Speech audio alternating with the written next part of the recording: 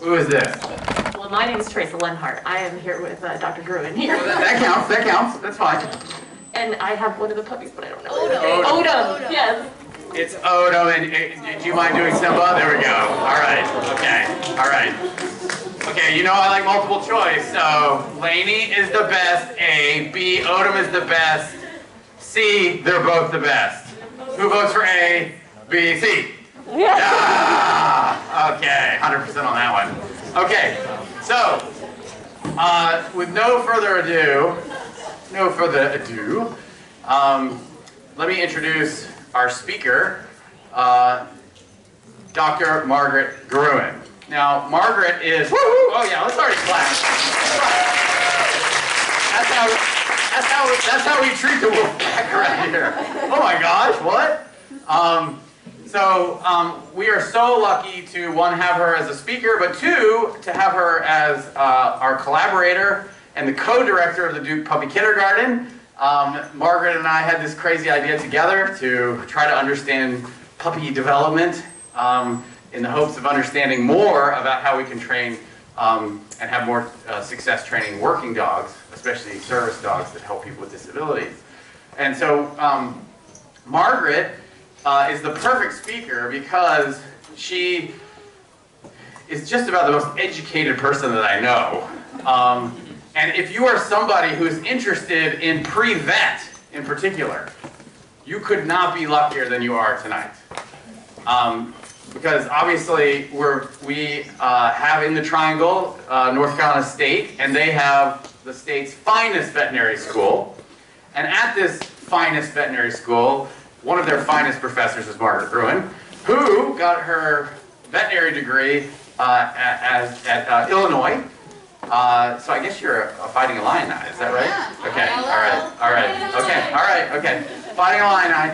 And then she turned south, came down to NC State, and thought about, hey, I'll get a public policy degree while I'm doing my residency here at NC State. And then, because she is just a person that is one of the most curious people I know, and get excited about anything that has to do with health, cats, dogs, cats. They did get mentioned.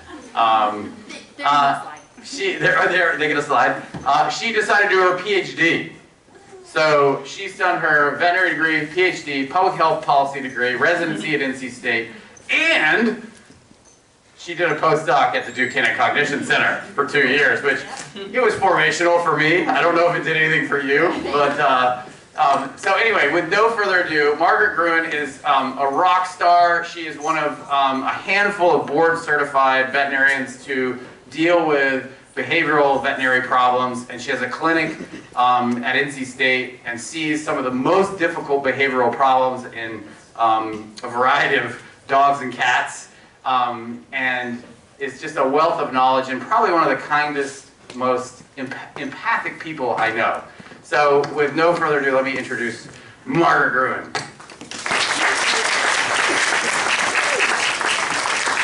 Not actually sure I can speak after that introduction. I should just go home. That was amazing. I am so excited to be here with you guys and to talk about behavior. The secret language of behavior is what the title of the talk is.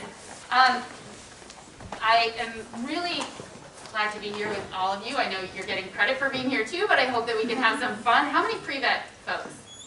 Any? Just one? Two? Okay. Well, I also have some NC State folks here from the behavior clinic, from the behavior service, from other services at NC State, so anybody who is interested is welcome to talk to any of us. I also was really recently in the Galapagos. So, as a captive audience, you're going to have to see some of my pictures. So this is another excuse to make people look at my pictures. So without further ado, I'm going to wish you all a happy belated Darwin Day. All of the pictures in here are mine except these ones. I wanted these pictures so badly, but I was not fast enough or skilled enough to get pictures of these two birds. What do we have up here? Finches and mockingbirds, right? Which was actually more important early on in Darwin's... No, the mockingbirds. I did not know that until I went to the Galapagos. Okay, so what I'm going to do is I want you guys to, I'm going to show you some videos of dogs. We are going to mostly talk about dogs. A lot of my PhD work was with cats, but we're going to talk about dogs. I want you to watch these videos and think about what these animals are feeling. Okay? So what's the emotion that you see with these animals? Say this first one. This is Sky.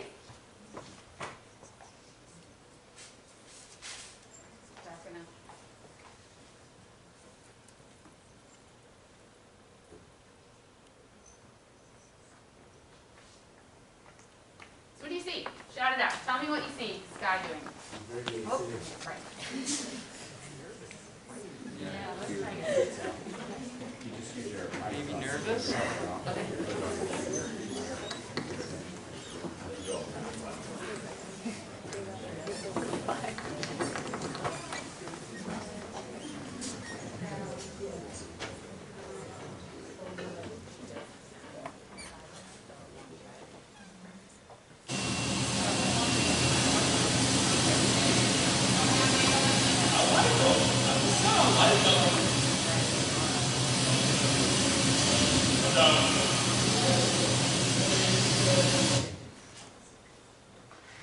How are you guys?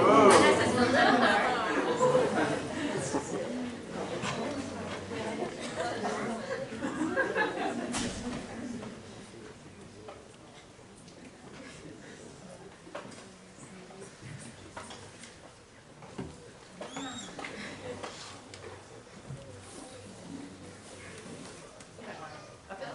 That's not too bad. All right, so let's watch it again, because now we can maybe see. I'm just gonna turn it off while we watch the video. Are you guys ready? All right, we'll watch a couple of videos, then I'll turn it back on. Odom and Lainey will like it, because they're going to fall asleep. All right, so Odom was Sky again.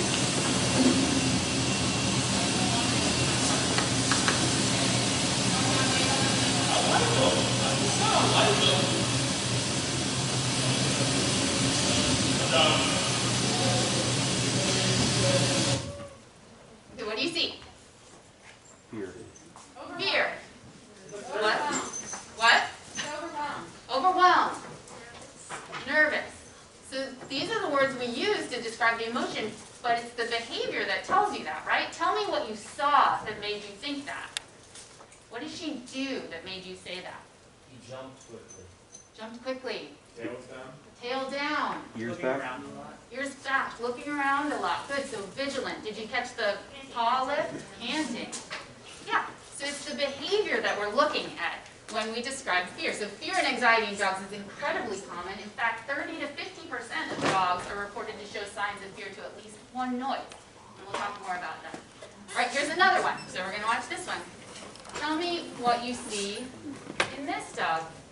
This is Benny. Benny's mom is here right now. She's very proud.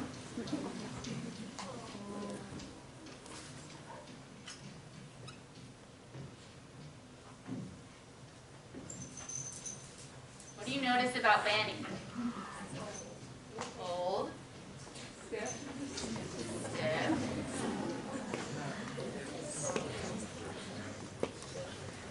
Happy. Curious. Curious. Happy. What do you see in how she's walking? Limping. Limping? Kinda, yeah, she's pretty stiff, right? So it's the behavior that tells us what? So it's her behavior that gives us some indication of a condition with pain. So dogs, so when we walk like this, dogs walk with 4, but similarly, when we start to see hips swinging like that, that's an extra effort. There's no reason to do that if you're not trying to alleviate something, right? Either your hips are super loose, or more likely in a dog this old, you're swinging your hip around because it hurts to walk. So it's the behavior of these dogs that tell us. So osteoarthritis is what this dog has. This is incredibly common. It's the most common cause of chronic pain in dogs. And we rely on owners to be able to see this change in their dogs in order for us to be able to diagnose and to monitor chronic pain. So we can diagnose it when they come in to see us, but we need owners to notice that this is going on and bring them in to see us. This is a lot easier in dogs than it is in cats. But still, it can take people a while to detect that. Okay, here's another one. So we'll turn the lights out, we'll do one more video. All right, this one's an emotion one.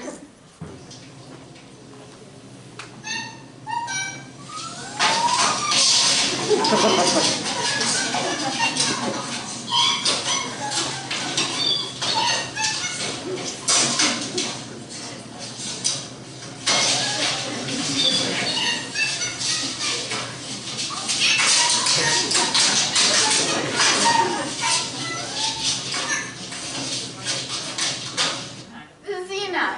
So what's Xena feeling? Murderous intent.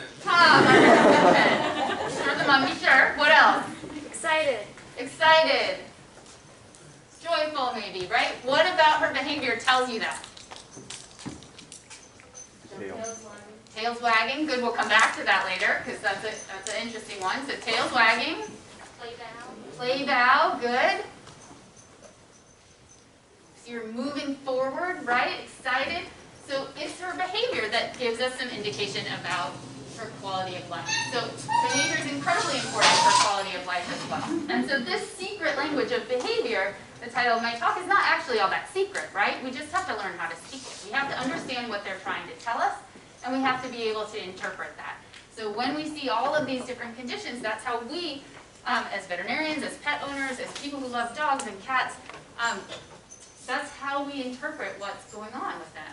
So it is through behavior. But behavior is species specific. So the behavior of a cat is very different than the behavior of a dog in many ways. And we have to know something about their natural history in order to be able to interpret their behavior, right? They may be very different. So it means we have to understand something about them from an evolutionary standpoint, right? What's their natural history? Where did they evolve from? But also on an individual level. What were their individual experiences? We know, for example, in dogs, we have a period of socialization that's incredibly important. It's one of the things we're looking at with these cutie pies here, is during that important critical socialization period. So that individual experiences can shape some of their behavior.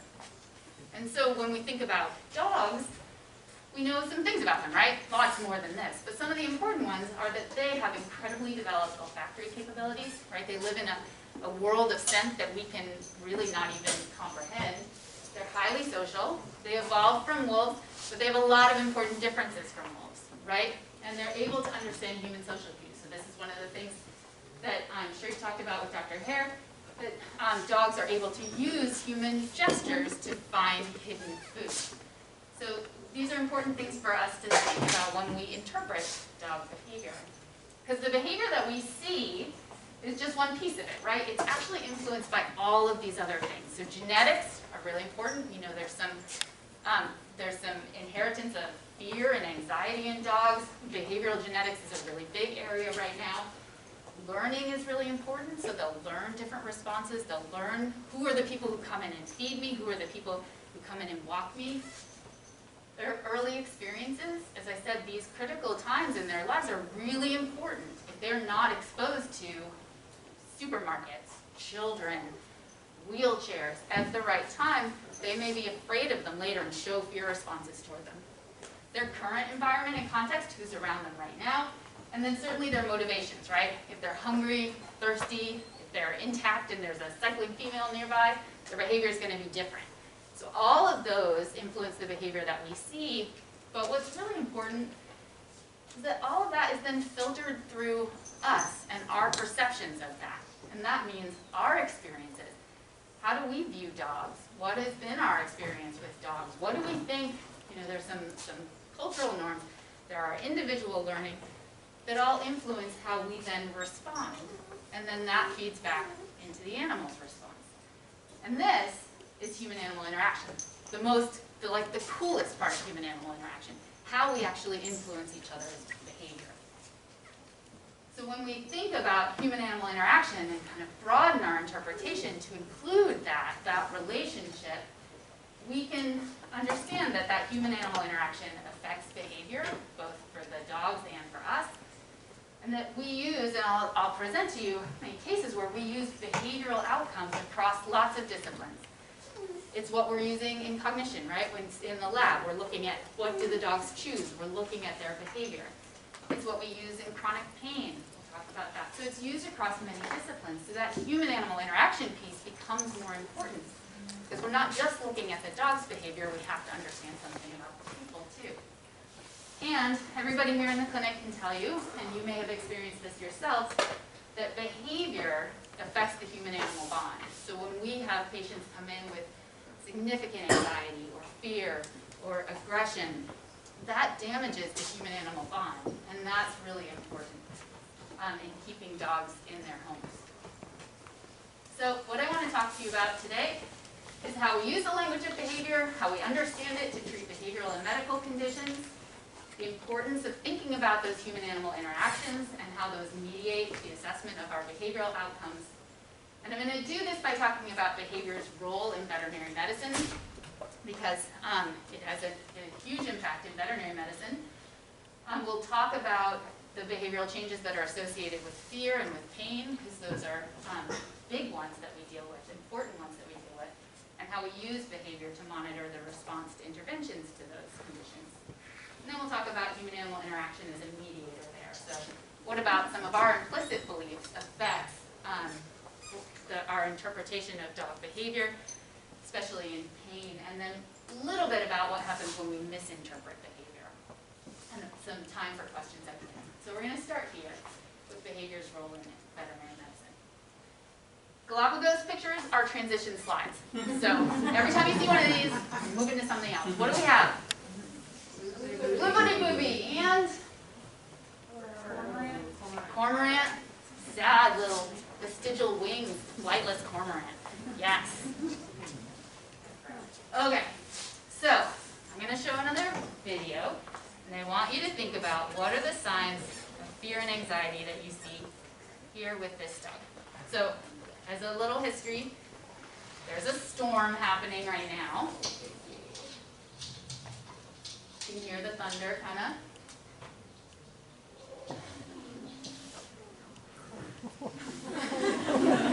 Right, like that's heartbreaking. Here she is again.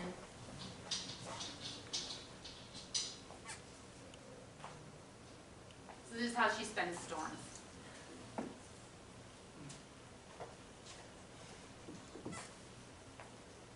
Okay, so what did you see? What tells you that she's afraid? Well, I gotta say that you told us that there was a storm there too, and I feel like that is like really important piece of the puzzle, because like if we hadn't known that and we just saw the dog there, would we really have recognized that the panting was like part of the fear response? I hope that you would, right? That is what I hope that by the end of the night you will, that you would recognize that that was a fear response.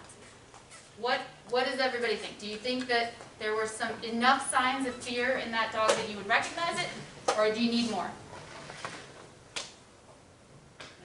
Enough. Need more. Good. So we've got some room to grow, but I'm glad that many of you see it, right? So the storm is the trigger, for sure, right? In this dog, we see that all the time. Noises, storms, fireworks, those are big triggers of fear and anxiety in dogs. And we can talk about what else we could use to measure, but a lot of those, when we think about them outside of the context of behavior, aren't that useful, right? We could look at heart rate, but heart rate could be elevated because she was exercising before. We could look at cortisol. But cortisol can be elevated for all kinds of different reasons, right? So without knowing and seeing the behavior, it's really difficult to interpret any of those other things that we could call kind of more objective, right? Okay, so what are the behavioral signs of fear and anxiety that we can recognize in dogs? There's a lot of them. So restlessness, yawning, you guys have seen a bunch of these, pacing or escape. We see hyperattachment, where they cling to their owner, sit right next to them, attention-seeking behavior. Those are kind of our more active responses. And then we have responses that are less active, more inactive, so immobility, hiding, anorexia. And then we have some other active ones, so barking, whining, destructiveness, and aggression. This is a dog who would tear this up like this every time he was home alone when a storm happened. His mom told me she was just an expert at drywall repair at this point. But can you imagine coming home and finding that every time? And can you imagine how panicked you must be to do that, to try to get out of the situation that you're in. So that's a more active response. That owner's probably going to come talk to us, right? So that's not great. This dog up here, though, in the fireplace, also really scared, hiding, crouching. But we're less likely to see that dog in the clinic because people don't recognize that as clearly, as obviously as fear. You would definitely, if you came home to this, be like, well, we got a problem here, right? But that guy, a little bit less so. So the physical signs of fear and anxiety that we can see that panting, we can see the increased respiratory rate, and then we can measure things like that elevated heart rate. We can see trembling, hypersalivation, dilated pupils, and in extreme cases, we can see loss of bladder and bowel control and anal gland expression. So I'm going to show you one more little compilation of signs of fear in dogs. We won't show both of them, but just this one, because it's a really good one. It's what we train our students to look at. What are their ears doing? What are their eyes doing? What's their posture? Where's their tail? How much are they moving? Will they look at us? Will they approach us? These are the behavioral things that we're looking at, right? Every single veterinarian's like, oh, I've seen that dog.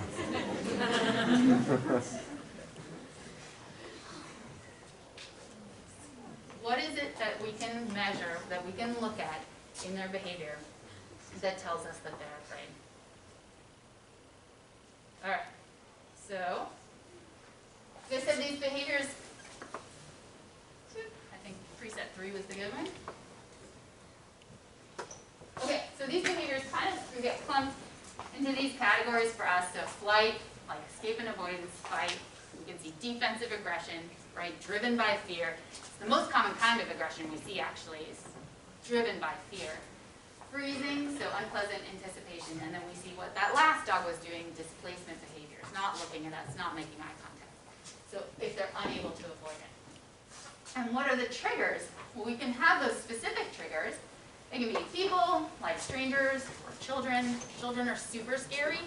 Children are super scary. I have 2 kids, so I can say that. Children are super scary. They're not predictable. Like, they move weird, and you can't tell what they're going to do, and their voices are really high. Like, they are scary for dogs. So children can be up there. Noises, so fireworks, thunder, gunshots, those are the big top 3. Different situations, objects, other dogs, familiar or unfamiliar, and then handling or touching.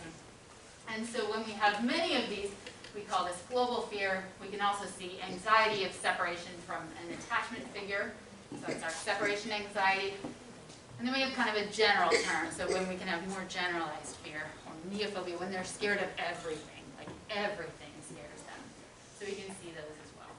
So the big 3 in the noises are the fireworks, thunder, storms, and gunshots. Thunderstorms have a little asterisk because they're a little different.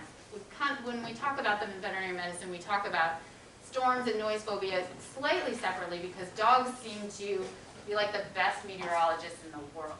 If you have a dog who has storm phobia, they know a storm is coming while the skies are still blue. You'll look out, what's he doing? And they'll be pacing and anxious. So we think there's other things that they're responding to besides just the noises. But many, many dogs are affected. As I said, it's incredibly common. Over 30% of dogs show signs of noise reactivity. So here we've got separation anxiety, noise phobia, and thunderstorm phobia. And what I just want you to appreciate from that is how high the overlap is. So lots of dogs will have multiple triggers for different noises, or they'll have overlap with other anxiety disorders. So we see that very commonly. So what makes a noise scary? Some of it's really simple, right? Loud is scary. Loud is scary. But one of the key features, there's a big survey study that looked at this. One of the key features that makes a noise scary for dogs is that it's unpredictable. They don't know when it's going to happen. They have no cue that it's going to occur. So they can't cope, right? So it's unpredictable. It could be associated with something fear-inducing. So a good example of that is the doorbell in a dog who's afraid of strangers. The doorbell starts to mean that something scary is going to happen. And they trigger this stress response. So our big ones here, again, fireworks and storms, but also fire alarms. What one of my friends calls ding phobia. So all the dings in the house, microwave, dishwasher, we see it all. But the big common ones, again, are the fireworks and thunderstorms. So fear occurs on this spectrum, right? So fear is actually adaptive. We need fear, right? That keeps us safe, keeps us out of dangerous situations. So when we see an increased elevated heart rate and panting and fear responses in reaction to a tree getting hit by lightning right near us, that's normal, right? That's scary, we should leave. Loud noises are going to scare us. What differentiates fear and phobia is the level of response and the ability to recover, right? If something slammed right here, we'd all, whoo, what was that? And look around, our heart rates might go up for a second, and then they come back down, we recover. A dog with phobia cannot recover. That spontaneous recovery is gone. So we move over into that exact same physiologic response, but now it's when the sky is cloudy. Now it's when it might rain at some point later today. So now we're into the maladaptive territory, and that's where we start to see these behaviors of fear at multiple times. Lainey's voice. Okay, so what is that stress response that it's triggering? That is to keep us alive, right? Stress response is important. We see an increase in norepinephrine and epinephrine in the sympathetic nervous system. We see the increase in heart rate, blood pressure, glycolysis, attention focus. All of that is super important if you need to escape from a lion, right? We need that. We need that stress response in order to get that. We see cortisol go up to maintain blood glucose, and that's all really good unless it's actively, like chronically activated. So when it's activated because you need to escape from a lion, that's very different from when it's activated because you have to give a Darwin Day Talk, right? Or take a test, right? So it's very different. And it has nowhere to go. And that's where we see these chronic health problems that we can see in people and we can see them in dogs. So when we teach a new response, when we look at how we train a new behavior, a new behavioral response, we're also trying to impact their emotional response. So when we have something scary happening over and over, this is our fear conditioning tab right here. My pointer's not working. But anyway, we see this fear response. This is the amygdala and our fear response. When we start to learn a new response, it's not that the old response goes away. It's that if we now pair that experience, that stimulus, with a positive experience, the hippocampus kind of remembers a new pathway is formed. And so that old pathway remains there, but if we overemphasize, if we over-reward, on the positive side, we can make this new pathway. That's our fear extinction. So a better example, a better explanation, I'm really afraid of flying, like terrified. And if I fly a lot, then all those sounds, all those things that happen, I get used to them. So I'm like, oh, it's okay. That sound just means that we're slowing down a little bit. Or it's normal to start going down when you're descending, right? So if I fly a lot, I get used to it.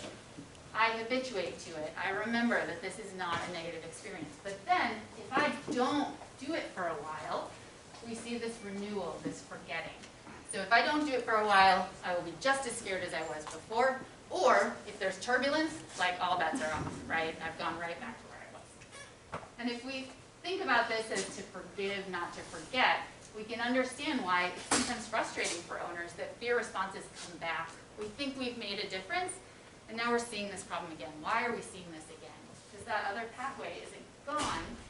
We have to remember to reinforce the new pathway at a much higher rate than the old pathway. So in a better example for dogs, we think about fireworks. So if we've got a dog who's really afraid of fireworks, fireworks happen, goes into their happy place.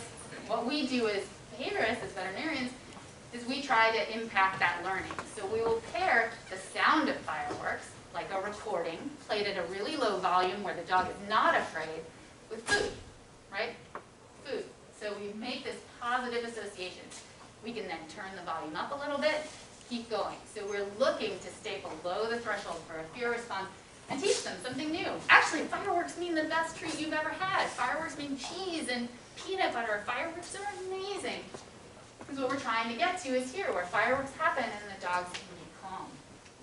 But we can see in dogs too that renewal, that forgetting. So that's why we keep up with these desensitization protocols that will Okay, so behavior is how we detect that there's a problem, but it's also how we measure success. So this is that same dog.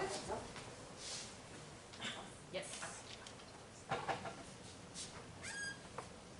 So a storm is still happening.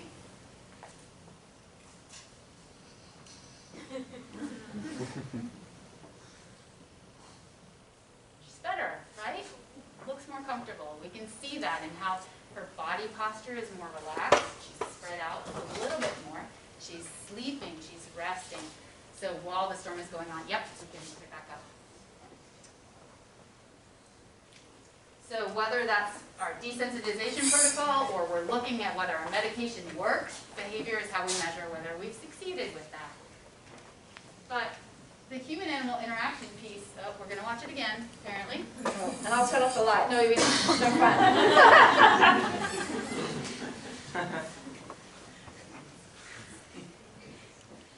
Okay, so the human-animal interaction piece that's really important for us here is how the human, how the owner, how the veterinarian, how they view that, what's going on with their dog, right? We can see the approach where they recognize that this is fear. See, she's really afraid. How can I help? What can I do? I want to help. We also can have an owner or a veterinarian who says, well, you're just going to be rewarding her fear. Don't give her treats, right? You're just going to teach her to be scared.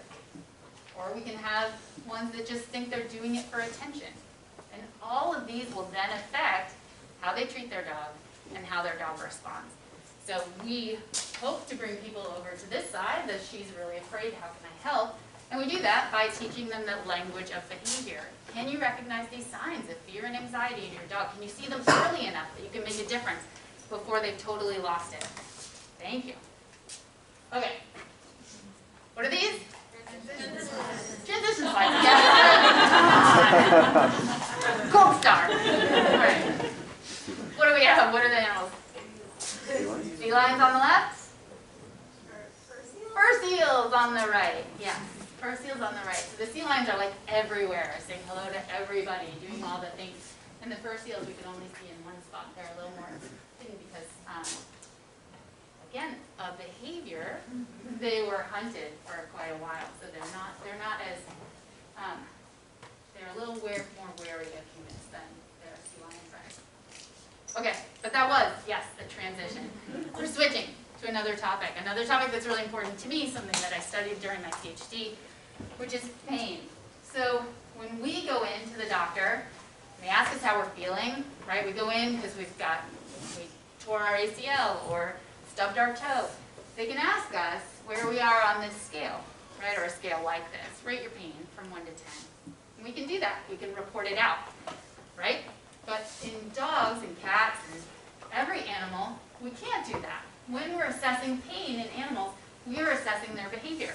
It's pretty much what we have. We'll show you some of the objective assessments, but even those are objective assessments of their behavior. Behavior is the language that we try to speak to understand pain. So if we've got our friend Doug here, we've got some subjective assessments that we can use and some objective assessments. So the subjective ones are what we call clinical metrology instruments. It's a very fancy word. It means questionnaire. So we've got questionnaires that we answer in a clinical setting, and we've got several of them. So this is one. This is the Colorado State Acute Pain Scale. So those of you in the back can't really see it. Probably in the front you can't really see it either, but it's got positions of the dogs and descriptions of what they look like, so that we can make an assessment of their pain, particularly what post-surgery. These cats here, this is where cats get to have their slide. So if we look at this set of cats, we can see one of these cats look like they're in more pain than the other, right? Most pain? Here? Here? Yes, right? So we can see that in the behavior, in their facial expressions. And that actually was then turned into a scale, a feline grimace scale, that's been validated and used, that looks at their orbital tightening, the position of their ears, what their muzzles are doing. And this scale allows us to then decide, oh, this cat needs more pain medication. This cat who just had surgery is still in pain and we need to do something about it. So these facial expressions are really important. On our objective side, one of the ones that we most commonly use, and you can see them in these puppies, running around here, they are wearing activity monitors. So we can put activity monitors on their collars.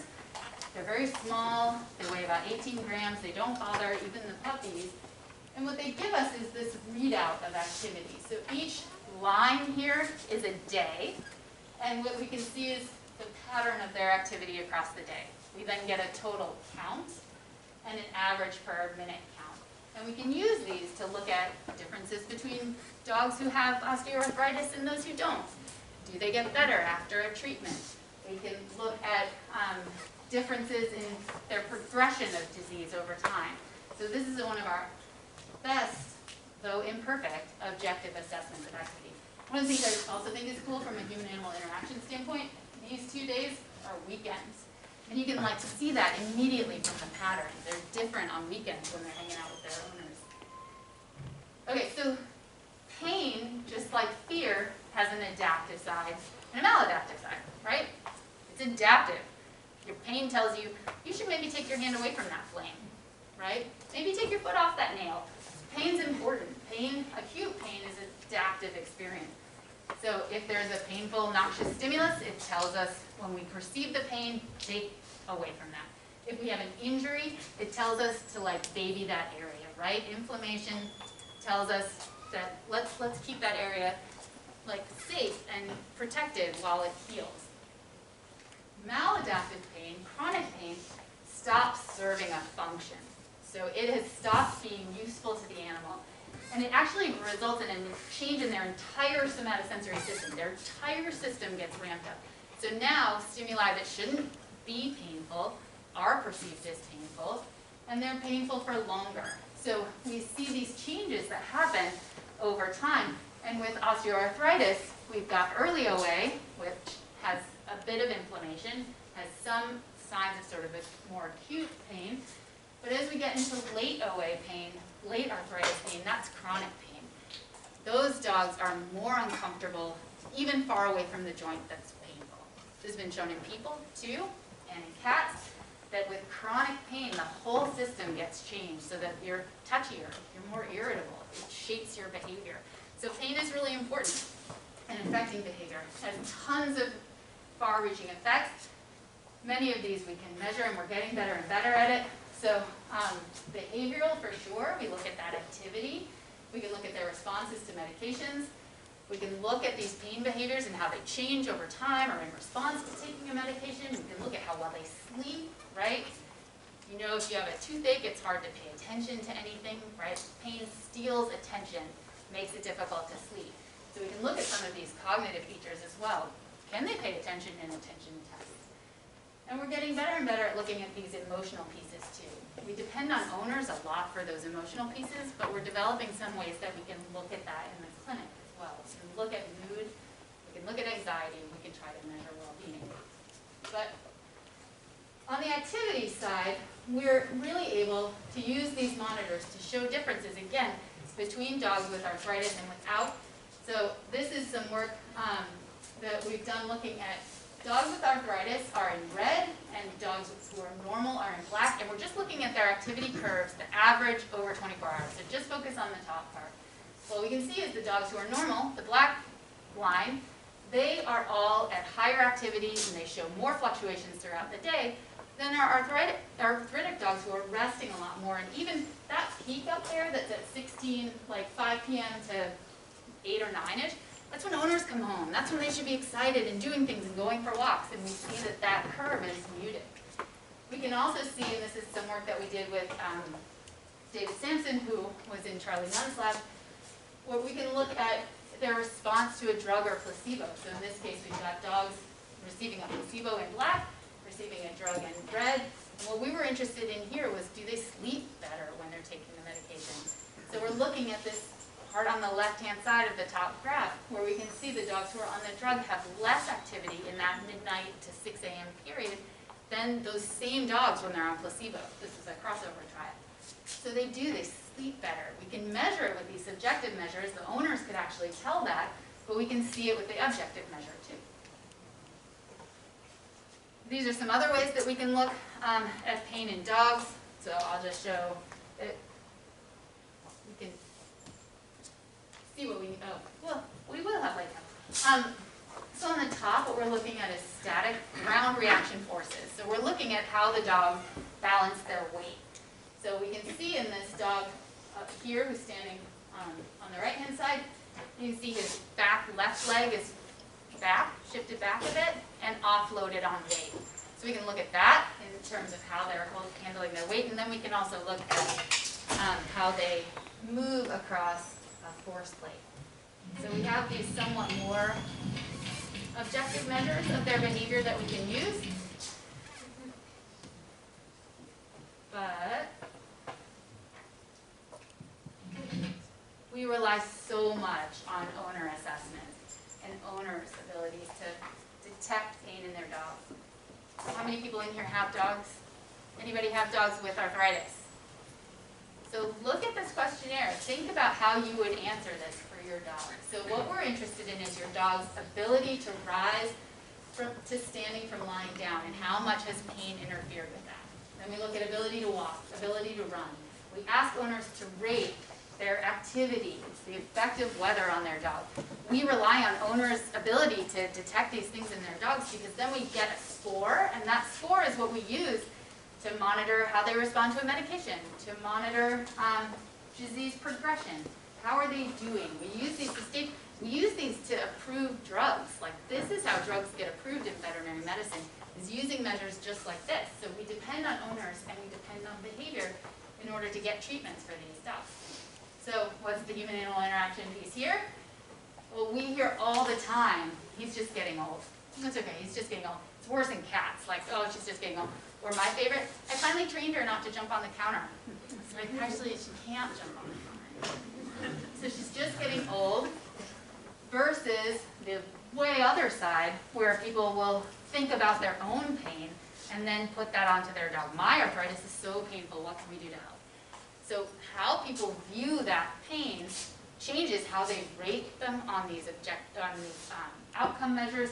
It changes how they treat their dogs. Like, that human-animal interaction piece is really important for us to think about.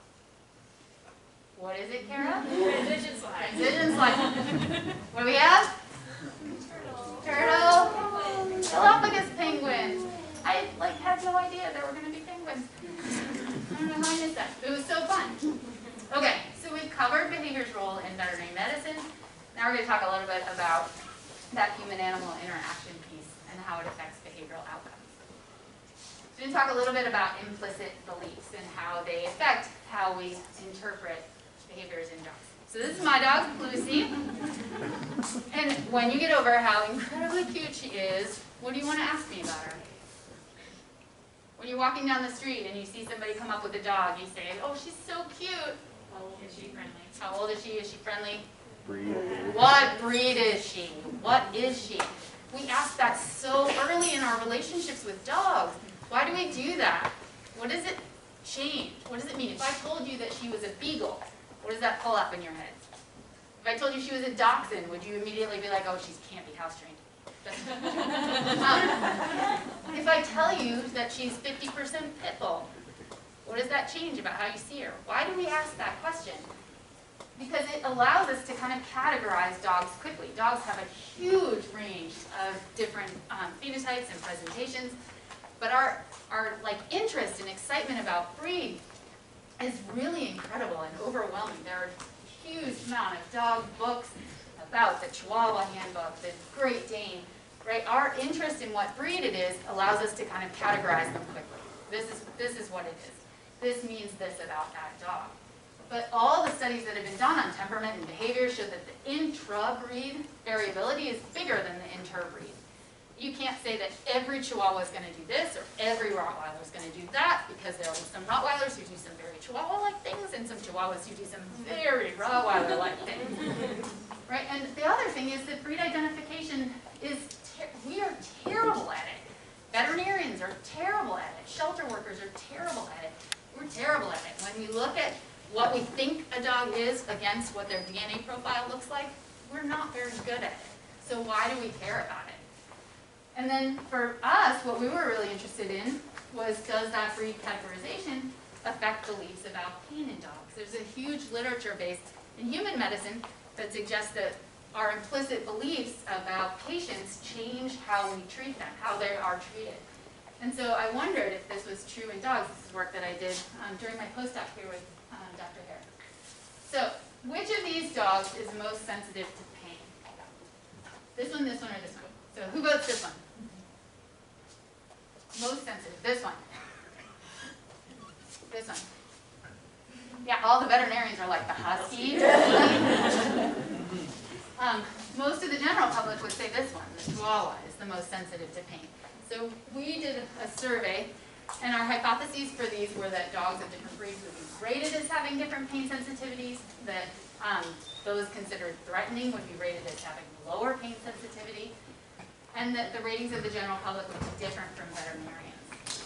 And that's pretty much what we found. We had 1,000 general public members and 1,000 veterinarians who answered this survey. Most of them thought that dog breeds do differ in their sensitivity to pain, and that they gave all these reasons for that: genetics, skin thickness, temperament, that all of these things contributed to this difference in pain sensitivity. Guess how much evidence there is to support differences in pain sensitivity in dog breeds? I'll give you a hint, it's 0. There's no biological reason that that should be true. And yet, veterinarians believe it incredibly strongly. General public believes it incredibly strongly. This is what we found. So the general public is on the left, the veterinarians are on the right. We asked them to rate the pain sensitivity of 28 dog breeds. They were shown just the pictures of the breed. And what we can see is those rated at the very top are rated as super sensitive to pain. So in the general public, it moves pretty well with size, right? Maltese and Chihuahua are up there, Rottweiler, Doberman, Mastiff are down here. The veterinarian one is really quite different. What's interesting about these is that dogs like the German Shepherd, which is right here in purple, the Husky right there, right, rated as super sensitive to pain, especially relative to how the general public rate them. What else is really interesting about the veterinarians is they all agree with each other. So this is the variance in the population. So you can see for all of these dog breeds, the variance in the public responses in blue is much higher than the responses in the veterinarians. So the veterinarians all have these very strong beliefs and they all agree with each other. So if we dig in a little deeper and look at where does that come from, we look in here at vet faculty. This is some work of Rachel Park. Vet faculty, students in their first and second years, and students in their third and fourth years.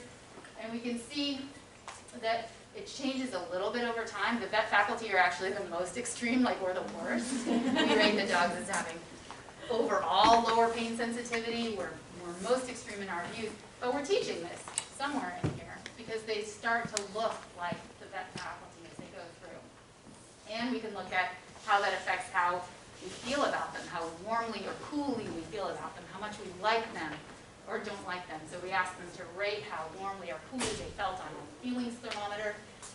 And pain sensitivity in the veterinary population. Pain sensitivity ratings have a negative relationship with these feelings thermometers.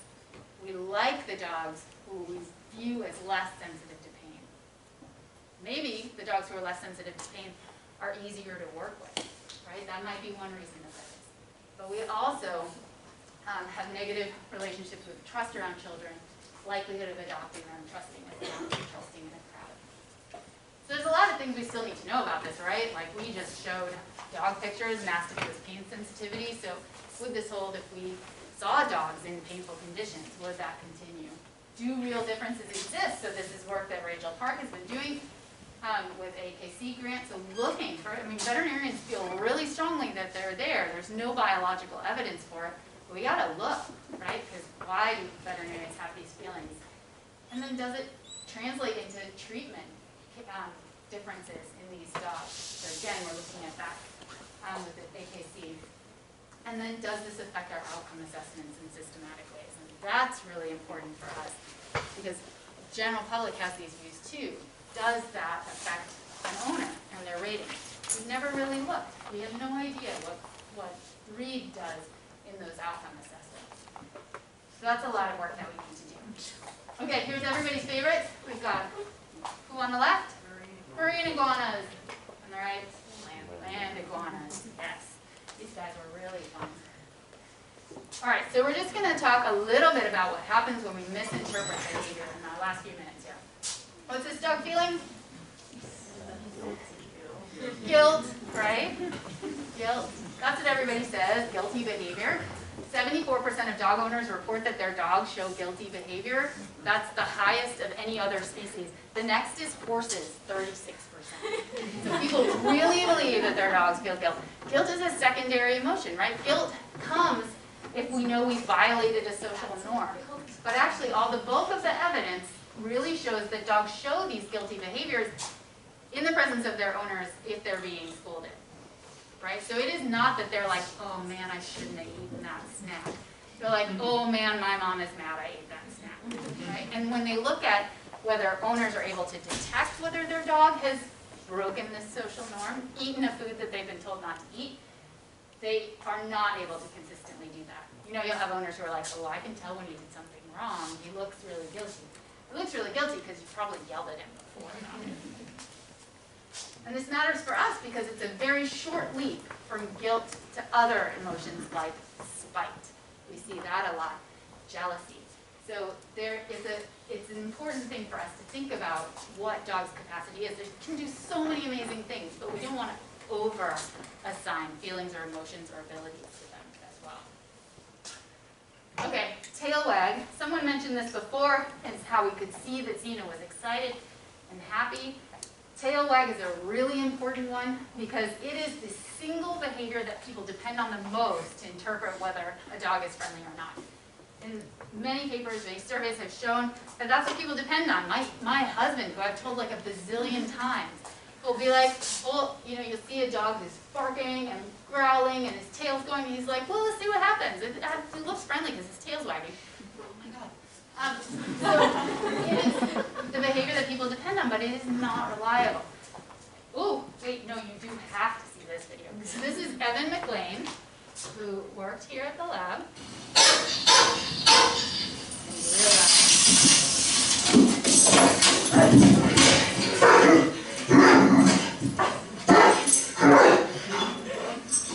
So this is an experiment with dogs who were reactive on leash.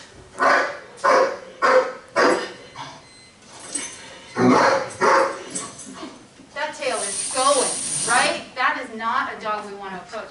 Watch this again in slow-mo. Look at how cool Evan is. Oh, amazing.